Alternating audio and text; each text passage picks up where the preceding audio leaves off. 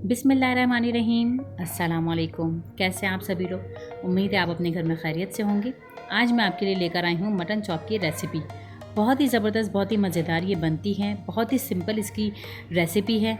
आपने ट्राई करना है लाजमी, और आपने शुरू से लेकर एंड तक वीडियो लाजमी वॉच करना है ताकि कोई भी मसाला आपका स्किप ना हो।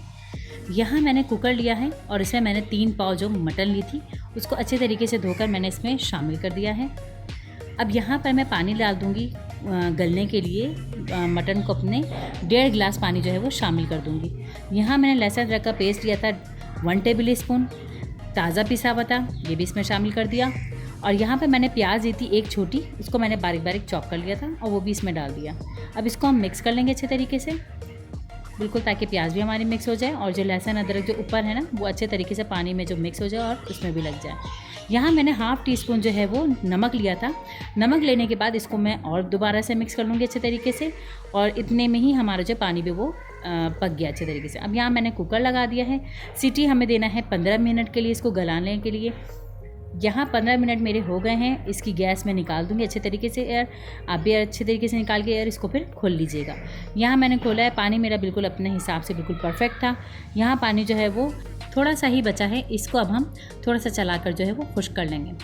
पानी खुश्क करने के बाद इसको हम साइड में रख देंगे ताकि ये ठंडा हो जाए। अब यहाँ पर मैंने एक प्याला लिया है, उसके अंदर 2 टेबल स्पून मैंने दही लिया है। दही ज़्यादा नहीं डालेंगे वरना मसाला जो है वो ज़्यादा हो जाएगा। अब इसको हम अच्छे तरीके से फेंट लेंगे ताकि दही का एक भी लम्ब जो है वो ना रहे, वरना मसाले की जो कोडिंग है हमारे मटन पे जो लगेगी वो अच्छी नहीं लगेगी। तो इसको हमें अच्छे तरीके से फेंट लेना है, बिल्कुल क्रीमी कर लेना है। ये जब क्रीमी हो जाएगा तो इसमें हम अपने मसाले शामिल करेंगे।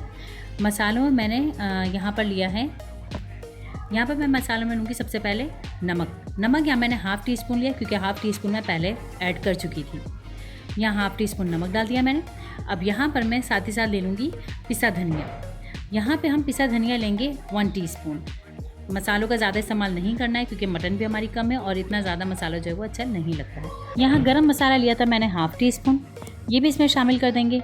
अब यहाँ पर मैं मसालों में और लूँगी, यहाँ पे मैंने लूँगी पिसी लाल मिर्च। यहाँ मैंने ये 1 टीस्पून लिए, आप चाहें तो इसमें कुटी मिर्च भी ऐड कर सकते हैं अपने टेस्ट के अकॉर्डिंग। यहाँ मैंने 1 टीस्पून जो है वो पिसी लाल मिर्च ले ली थी। अब यहाँ पर मैं ज़ीरा लूँगी, ज़ीरा लिया था मैंने ½ टीस्पून, ये भी इसमें हम शामिल कर देंगे। और इसमें अब मैं और भी चीज़ें शामिल करूँगी जो हमारी बहुत ज़्यादा रेसिपी को जो ना मज़ेदार और यूनिक बना देगी। सबसे पहले तो हम लहसुन अदरक का पेस्ट ½ टीस्पून लेंगे और ज़्यादा नहीं लेंगे, तो ये मैंने ½ टेबल स्पून लिया था। यहाँ मैंने जो लिया है 1 टेबल स्पून चिली सॉस, और यहाँ पे अब मैं ले लूँगी 1 टेबल स्पून सोया सॉस, और 1 टेबल स्पून हम यहाँ पर ले लेंगे अपना विनेगर भी हमें 1 टेबल स्पून ही ऐड करना है इसके अंदर। तो यहाँ मैंने 1 टेबल स्पून जो है वो विनेगर भी डाल दिया है। अब इसको जो है हम दोबारा से मिक्स करेंगे अच्छे तरीके से, लेकिन उससे पहले मैं डाल दूँगी यहाँ पर बेसन लिया था मैंने यहाँ पे 2 टेबल स्पून, ये अच्छे तरीके से भुना हुआ है। भून कर ही मैंने इसमें डालता कि ताकि फ्लेवर ना और ज़बरदस्त कर देगा हमारे मसाले का। तो इसको हमें मिक्स कर लेना है। मिक्स भी हमें इतना अच्छा करना है ताकि ये बिल्कुल मिक्स हो जाए मसाला, और ना जो भी ये नमक वगैरह है ना वो भी थोड़ा डिज़ोल्व हो जाए हमारे दही में, जो है इसका मसाला मिक्स हो जाए अच्छे तरीके से। यहाँ अच्छे तरीके से मिक्स करने के बाद अपना मटन जो हमने ठंडा करने के लिए रखा था वो 1 बाय 1 करके इसमें हम ऐड कर देंगे सारा मटन। यहाँ मैं सारा मटन सारा शामिल कर दूँगी इसमें। यहाँ देखें इस तरीके से शामिल कर दिया है मैंने। अब इसको मैं चम्मच की मदद से मिक्स कर लूँगी अच्छे तरीके से ताकि सारा मसाला जो है ना हमारा वो इसमें मटन में लग जाए। तो बहुत अच्छे तरीके से इसको मिक्स कर लेना है। यहाँ देखिए मैंने बहुत अच्छे तरीके से मिक्स कर लिया। अब इसको 1 घंटे के लिए फ्रिज में रख दूँगी। यहाँ मैंने फ्राई पैन लिया है, डीप फ्राई नहीं करना है, शैलो फ्राई करना है। आपको डीप फ्राई करना हो तो आप ज़्यादा ले लीजिएगा। तो यहाँ हमने तेल में जो है वो गरम कर लिया था पहले से ही अपने फ्राई पैन में। अब इसमें अपने मटन जो है वो एक एक करके इसमें हम शामिल करेंगे ताकि वो अच्छे तरीके से हमारा जो है कि फ्राई हो। मीडियम टू लो फ्लेम पे ही हमें इसको फ्राई करना है।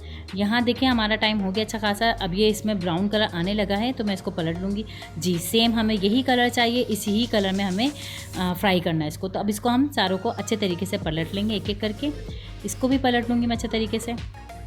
यहाँ पे ये इसको भी मैंने पलट लिया। अब इसको पलटने के बाद थोड़ी देर और छोड़ देंगे ताकि नीचे से भी कलर आ जाए। नीचे से भी कलर आ गया है, सेम वही कलर आया है। अब इसको हम 1 बाय 1 करके निकाल लेंगे अच्छे तरीके से। सब निकाल लेना है बारी बारी।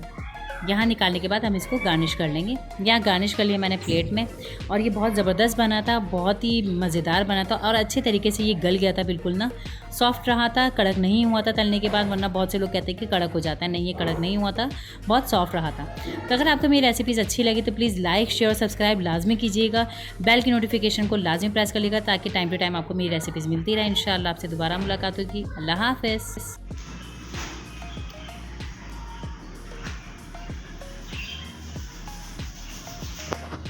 खाना दे दो।